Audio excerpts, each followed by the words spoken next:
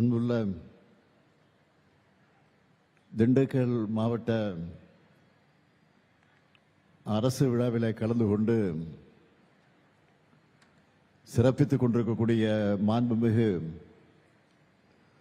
அமைச்சர் பெருமக்கள் ஐ பெரியசாமி அவர்களே, KKSSR ராமச்சந்திரன் அவர்களே, பெரிய கருப்பன் அவர்களே, சக்கரபாணி அவர்களே, நாடாளுமன்ற உறுப்பினர்கள் அருமை சகோதரி ஜோதிமணி அவர்களே, திரு சச்சிதானந்தம் அவர்களே, சட்டமன்ற உறுப்பினர்கள் அன்புக்குரிய தம்பி செந்தில்குமார் அவர்களே, திரு காந்திராஜன் அவர்களே, வாரிய துணைத் தலைவர் ரங்கநாதன் அவர்களே, மாநகராட்சியினுடைய மேயர் இளமதி அவர்களே, கூடுதல் தலைமைச் செயலாளர் திரு அதுல் ஆனந்த் IAS அவர்களே, துவக்கத்தில் அனைவரையும் வரவேற்று மகிழ்ந்திருக்கக்கூடிய மாவட்ட ஆட்சித்தலைவர் திரு சரவணன் IAS அவர்களே, வருகை தந்துள்ள உள்ளாட்சி அமைப்புகளின் பிரதிநிதிகளே, அரசு உயர் அலுவலர்களே, நலத்திட்ட உதவிகளை பெறுவதற்காக வந்துள்ள என் அன்புக்குரிய பயனாளி பெருமக்களே, என்னுடைய பாசத்திற்கும் பேரன்பிற்கும் உரிய மகளிர் சுய உதவிக்குழுவை சார்ந்திருக்கக்கூடிய எனது அருமை தாய்மார்களே, சகோதரிகளே,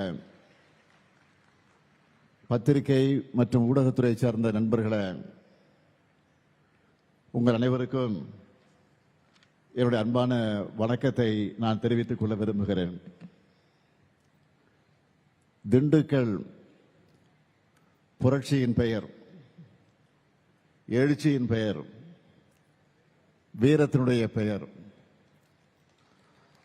வரலாற்றை புரட்டி பார்த்தா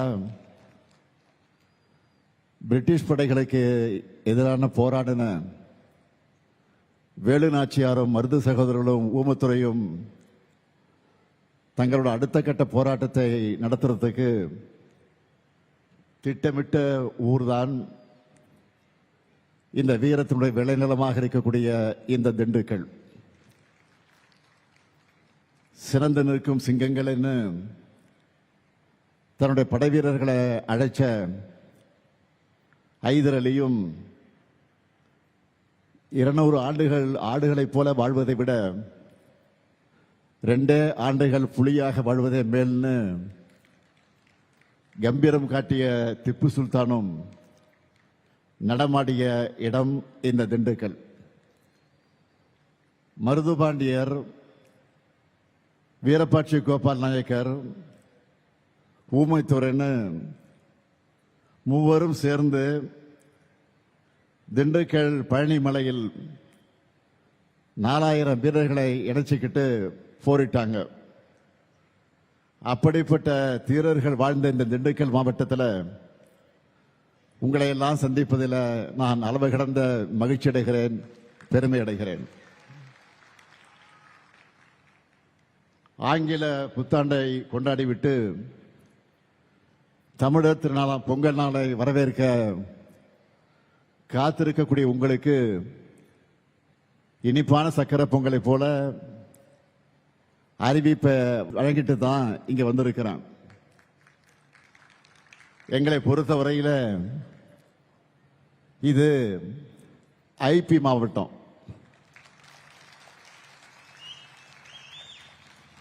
திண்டுக்கல் பூட்டு எவ்வளவு உறுதியானதோ அதே அளவுக்கு உறுதியோட இந்த மாவட்டத்தை கட்டி காத்து வளர்ச்சியை நோக்கி அழைத்து சென்று கொண்டிருக்கிறார் நம்முடைய மாண்புமிகு அமைச்சர் IP அவர்கள். அதே போல உணவுத்துறை அமைச்சர் சக்கரபாணியும் சிறப்பா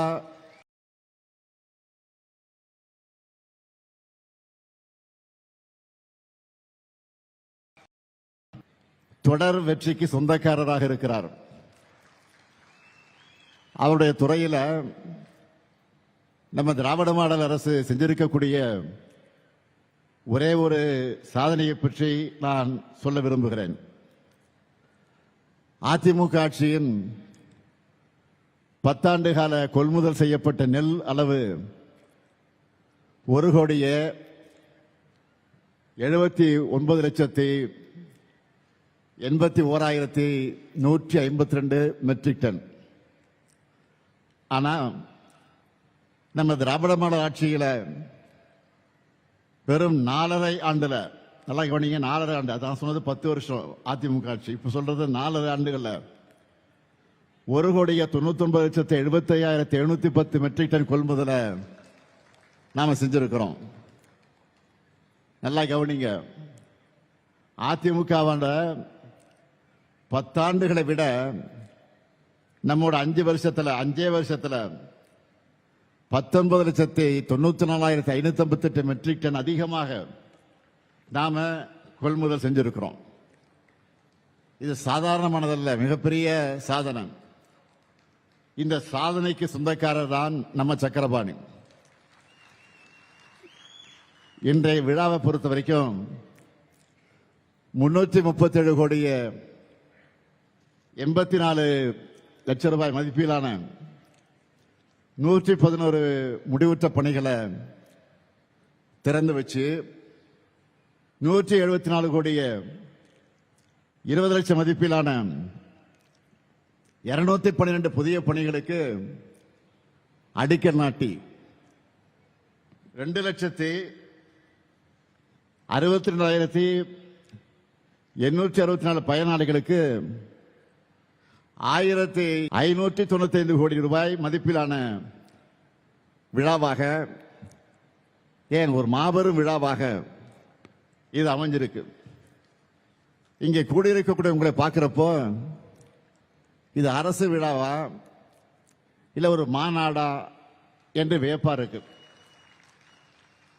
அந்த அளவுக்கு இந்த விழாவை மிக சிறப்பாக ஏற்பாடு செஞ்சிருக்கக்கூடிய நம்முடைய மாண்புமிகு ஐபி அவர்களுக்கும் மாண்புமிகு அமைச்சர் சக்கரபாணி அவர்களுக்கும் அவருக்கு துணை நிற்கக்கூடிய மாவட்ட ஆட்சியர் திரு சரவணன் ஐஏஎஸ் அவர்களுக்கும் அதேபோல மாவட்டத்தில் இருக்கக்கூடிய அரசு அலுவலர்களுக்கும் என்னுடைய பாராட்டுக்களையும் வாழ்த்துக்களையும் நான் தெரிவித்துக் கொள்ள விரும்புகிறேன். உங்க முகங்கள்ல மகிழ்ச்சியை பார்க்கணும்னு தான் ஏராளமான திட்டங்களை நாங்க செஞ்சுக்கிட்டு இருக்கிறோம். நகரங்களுக்கு இணையா கிராமங்களுடைய உட்கட்டமைப்பையும் வளரணும். இந்த சமச்சீரான வளர்ச்சி தான் நம்முடைய திராவிட மாடலுடைய இலக்கணம். அதுக்கு அடிப்படையான பணிகளை செஞ்சு திராவிட மாடல் கொள்கையை வலிமைப்படுத்தி வருகிறார் நம்முடைய ஐபி அவர்கள். இந்த மாவட்டத்துக்கு வந்த உடனே நம்ம திராவிட மாடல் ஆட்சியில் செய்யப்பட்டிருக்கக்கூடிய திட்டங்களை பற்றி நான் அவரிடத்தில் கேட்டேன். உடனே பெரிய லிஸ்ட ஐபி அவர்கள் என்னிடத்தில் கொடுத்தார். அதில் சில முக்கியமான சில பணிகளை மட்டும் நான் ஹைலைட்டா சொல்ல விரும்புகிறேன். கலைஞர் கனவு இல்ல திட்டம் மூலமா 10,000 வீடுகள் திண்டுக்கல் மாவட்டத்தில் கட்டப்படுது. அதுல 6,915 வீடுகள் கட்டி தந்தாச்சு.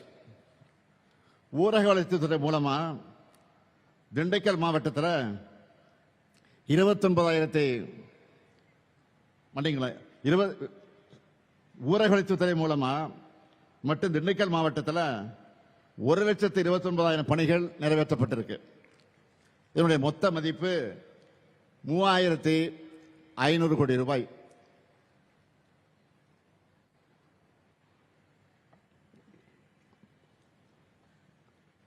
$27,973 பேருக்கு இலவச வீட்டுமனை பட்டா வழங்கப்பட்டிருக்கு. இந்த நிகழ்ச்சியில 1,00,000 பேருக்கு இலவச வீட்டுமனை பட்டா வழங்கப்பட இருக்கு. நான் பெருமையோடு சொல்றேன், தமிழ்நாட்டிலேயே திண்டுக்கல் மாவட்டத்தில் தான் அதிகப்படியான பட்டாக்களை வழங்குகிறோம். நகர்ப்புற பகுதியில் 2605 பேருக்கு பட்டா வழங்கப்பட்டிருக்கு. நான் முதல்வன், புதுமை பெண், தமிழ் புதல்வன், கல்லூரி கனவு ஆகிய திட்டங்களின் மூலமா உயர்கல்வியில் சேரும் மாணவர்களின் எண்ணிக்கை 82 விழுக்காட்டிலிருந்து 99 விழுக்காடா உயர்ந்திருக்கு. 72,896 குழந்தைகள் காலை உணவு திட்டத்தில் சத்தான சுவையான உணவை சாப்பிடுறாங்க. கலைஞர் மகளிர் உரிமை திட்டம் மூலமா திண்டுக்கல் மாவட்டத்தில் 4,433 பெண்களுக்கு மாதந்தோறும் 1000 ரூபாய் உரிமை தொகை வழங்கப்படுது. இப்போ இரண்டாம் கட்டமாக 53,179 பேருக்கு கொடுக்கிறோம். புதுமை பெண் திட்டத்தில் 11,858 மாணவிகளுக்கு மாதந்தோறும் 1000 ரூபாய் கிடைக்குது. தமிழ் புதல்வன் திட்டத்தில் 8,984 மாணவர்களுக்கு மாதந்தோறும் 1000 ரூபாய் கிடைக்குது. 6,64,000 பேர் மக்களை தேடி மருத்துவ திட்டத்தில் இன்றைக்கு பயனடைந்து கொண்டிருக்கிறார்கள். இன்னுயிர் காப்போம் நம்மை காக்க 48 திட்டத்தில் இதுவரை 9,000 பேரோட உயிர்களை காப்பாற்றி இருக்கிறோம். முதலமைச்சரின் விரிவான மருத்துவ காப்பீடு திட்டம் மூலமா இதுவரை 1,23,000 பேருக்கு உயிர் காக்கும் சிகிச்சைகள் வழங்கப்பட்டிருக்கு. நான் முதல்வன் திட்டம், அந்த திட்டத்தில் 89,000 மாணவர்களுக்கு திறன் பயிற்சிகள் வழங்கப்பட்டிருக்கு. உங்களுடன் ஸ்டாலின் முகாம் நடத்தினோம். அந்த முகாமில் இதுவரை 1,65,000 பேர் பயன்பெற்றிருக்கிறாங்க. அதேபோல் நலம் காக்கும் ஸ்டாலின் அந்த மருத்துவ முகாம்களில் 26,000 பேர் இதுவரை பயனடைஞ்சிருக்கிறாங்க. முதியோருக்கு மாற்றுத் திறனாளிகளுக்கும் ரேஷன் பொருட்களை வீடு தேடி சென்று வழங்குகிற தாய்மான திட்டத்தில் 90,000 பேர் இந்த மாவட்டத்தில் பயன்பெற்றுக் கொண்டு வர்றாங்க. தொடர்ந்து அவங்க பயன்பெற்றுக் கொண்டிருக்கிறாங்க. ஒவ்வொரு மாதமும் அது வழங்கப்பட்டு கொண்டிருக்கிறது. அதேபோல் கலைஞரின் அனைத்து கிராம ஒருங்கிணைந்த வேளாண் வளர்ச்சி திட்டத்தின் கீழ் 64,000 பேர் பயன்பெற்றிருக்கிறாங்க. வெற்றி நிச்சயம் அந்த திட்டத்தில் பயிற்சி பெற்ற 166 இளைஞர்கள்ல வேலைவாய்ப்பு பெற்றிருக்கிறாங்க.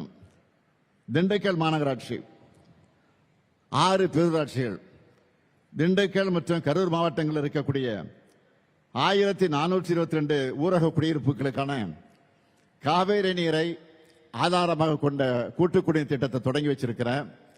இதன் மூலமா 8,27,000 பேர் மக்கள் பயனடைய போறாங்க.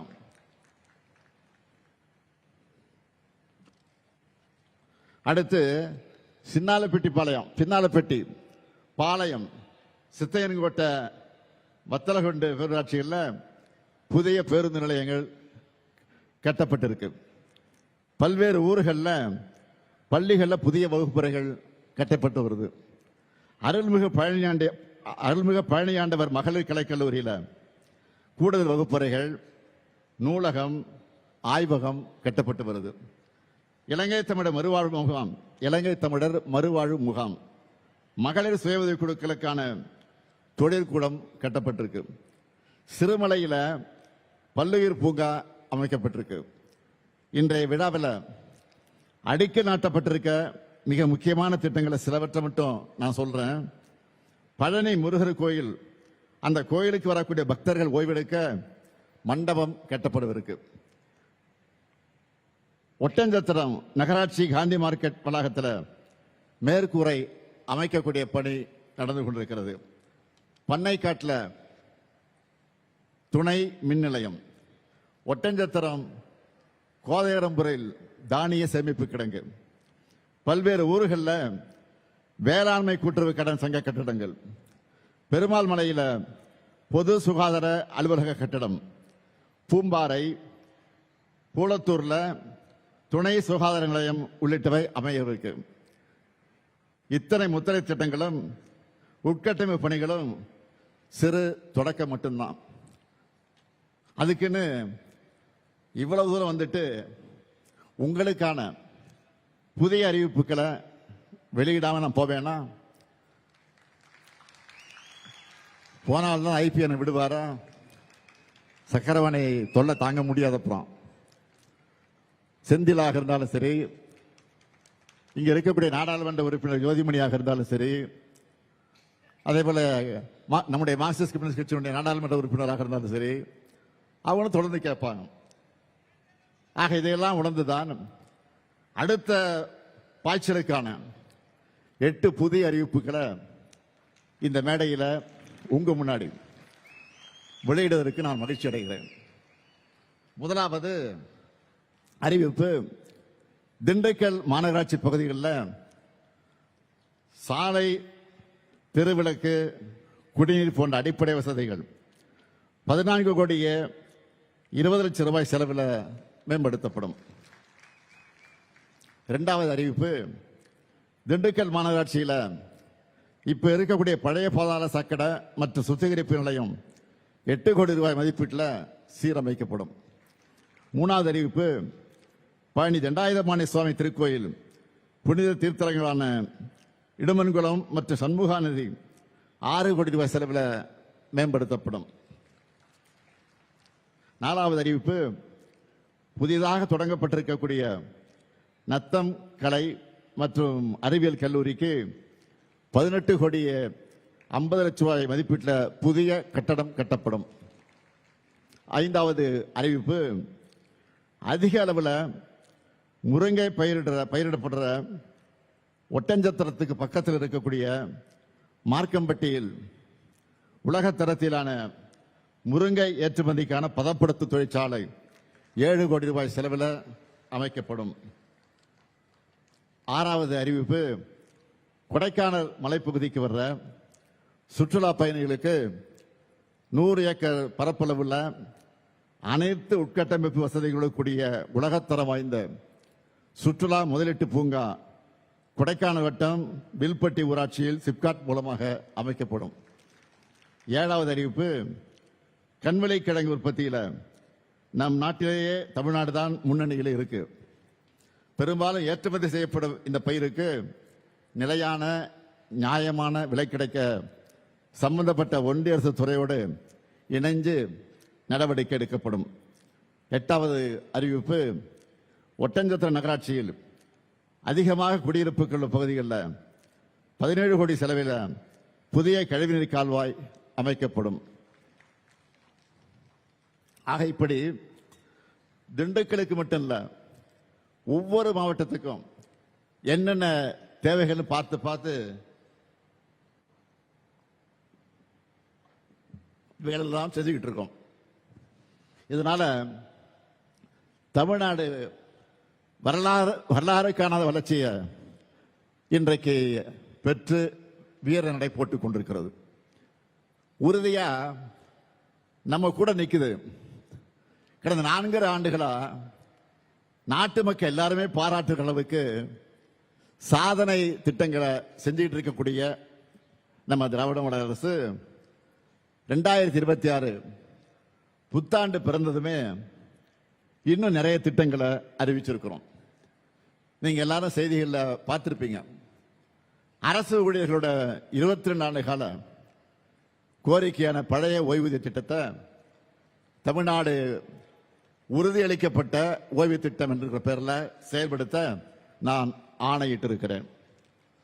அரசு ஓய்வூதியம் என்பது அரசு பணியாளர்கள் மற்றும் ஆசிரியர்கள் ஓய்வுக்கு பிறகும் அவங்களுடைய வாழ்நாள் முழுவதும் மட்டுமல்ல, அவங்க வாழ்க்கை துணையோட வாழ்நாள் முழுக்க தொடர வேண்டிய சமூக பாதுகாப்பு, அதையும் மறுபடியும் நாம உறுதி செஞ்சிருக்கிறோம். இதன் மூலமா நிச்சயமற்ற எதிர்காலம் என்ற நிலையிலிருந்து நம்பிக்கை அளிக்கிற எதிர்காலத்தை நாம உருவாக்கி இருக்கிறோம். இப்போ அரசு ஊழியர்கள் கொடுக்கிற பேட்டியெல்லாம் நீங்க பார்த்திருப்பீங்க. என்ன சொல்றாங்க?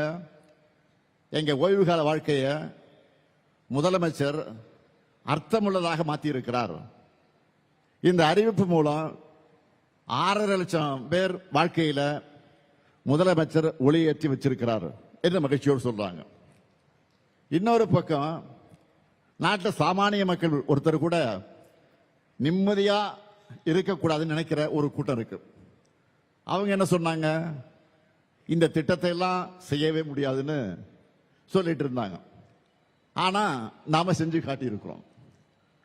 அதே போல அடுத்த முக்கிய அறிவிப்பு, தமிழ்நாட்டில் இருக்கக்கூடிய 2,22,91,710 அரிசி அட்டைதாரர்கள் தமிழர் திருநாளாக இருக்கக்கூடிய பொங்கல் நாளை கொண்டாட 3,000 ரூபாய் வழங்கப்படும் அறிவிச்சிருக்கிறோம். அந்த ரொக்கம் மட்டுமல்ல, பொங்கல் பரிசு தொகுப்பா 1 கிலோ பச்சரிசி, 1 கிலோ சர்க்கரை, ஒரு முழு நீள கரும்பு வழங்கவும் ஆணையிட்டு இருக்கிறேன். அது மட்டுமல்ல, பொங்கல் திருநாளை முன்னிட்டு வழங்கப்பட இருக்கக்கூடிய வேஷ்டி சேலைகள் எல்லா மாவட்டங்களுக்கும் இதுவரையில் எந்த வருஷமும் இல்லாத வகையில் முன்கூட்டி அனுப்பி வைக்கப்பட்டிருக்கு. நாளை நான் சென்னையில் பொங்கல் தொகுப்பு வழங்குவதை தொடங்கி வைக்க இருக்கிறேன். அதை ஒட்டி எல்லா மாவட்டத்திலையும் 3,000 ரூபாய் ரொக்க பணம், பரிசு தொகுப்பு, வேஷ்டி சேலைன்னு எல்லாம் சேர்த்து மொத்தமா 7,600 கோடி ரூபாய் மதிப்பீட்டில் வழங்க போறோம். வர்ற பொங்கல் உங்க முத்துவேல் கருணாநிதி ஸ்டாலின் உங்களுக்காக தரக்கூடிய மகிழ்ச்சி பொங்கல். இது மட்டுமா, 2 நாளைக்கு முன்னாடி 20 லட்சம் மாணவர்களுக்கு லேப்டாப், மடிக்கணினி லேப்டாப் வழங்கக்கூடிய திட்டத்தை, உலகம் உங்கள் கையில் என்கிற திட்டத்தை நான் தொடங்கி வச்சேன்.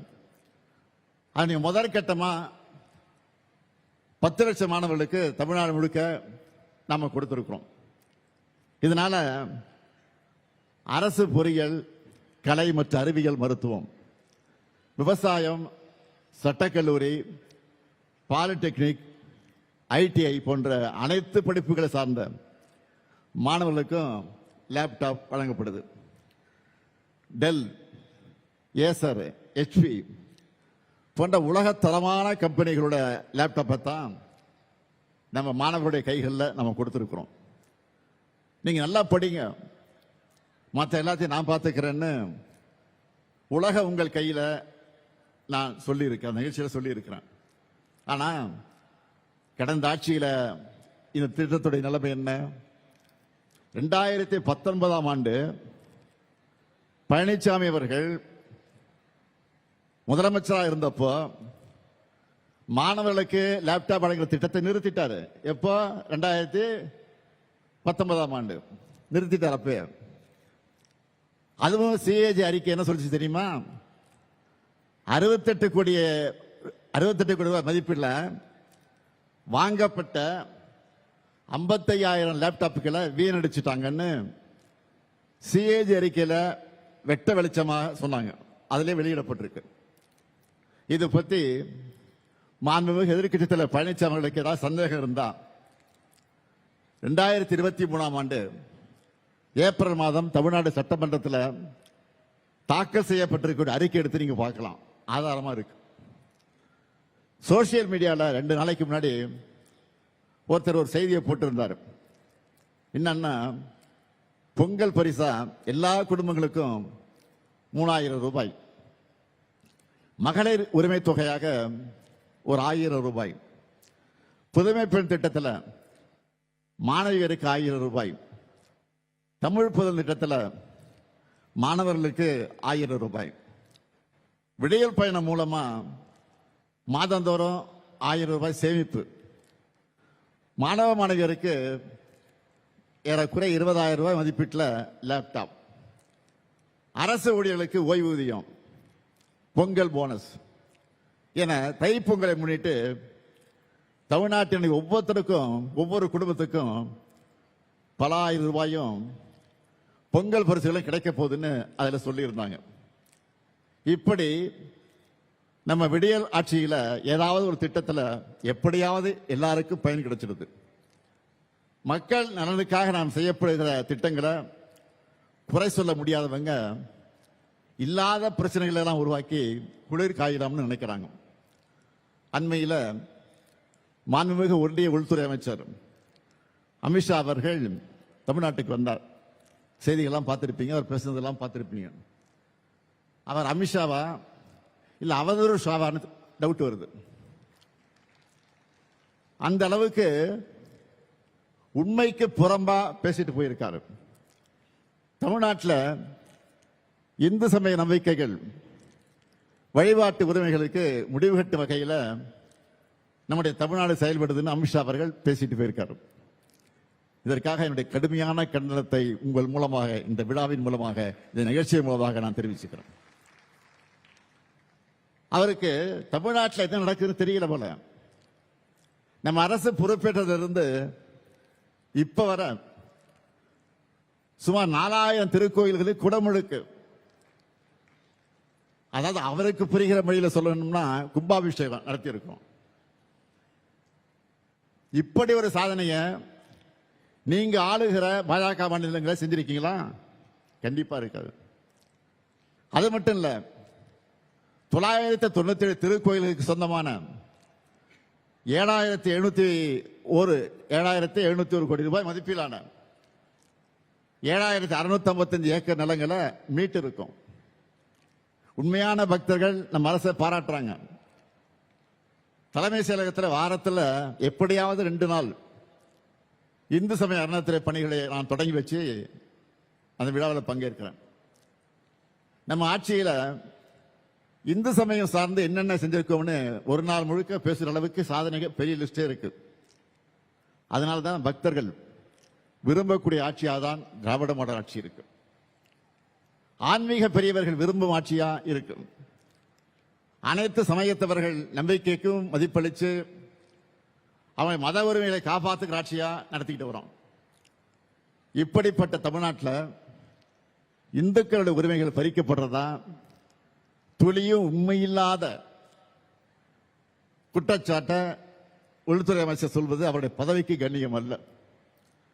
உண்மையை சொல்லணும்னா கலவரம் செய்யவும் குழப்பம் எடுத்தவும் நினைக்கிறவங்களோட எண்ணம் தான் தமிழ்நாட்டில் ஈடேறல. அது இனியும் நடக்காது, நடக்க விட மாட்டோம். இந்த ஸ்டாலின் இருக்கிற வரை அது நடக்கவே நடக்காது. வெளிப்படையா சொல்லணும்னா ஒரு சிலர் இங்க இப்படி பேசி வட மாநிலங்களில் வெறுப்பு பிரச்சாரம் பண்ணலாமா என்பதுதான் நம்மளுடைய எண்ணம். தமிழ்நாடு வந்த உள்துறை அமைச்சர் அவதூறு மட்டும் பரப்பிட்டு போகல, ஒரு நல்ல காரியத்தையும் பண்ணிட்டு போயிருக்காரு.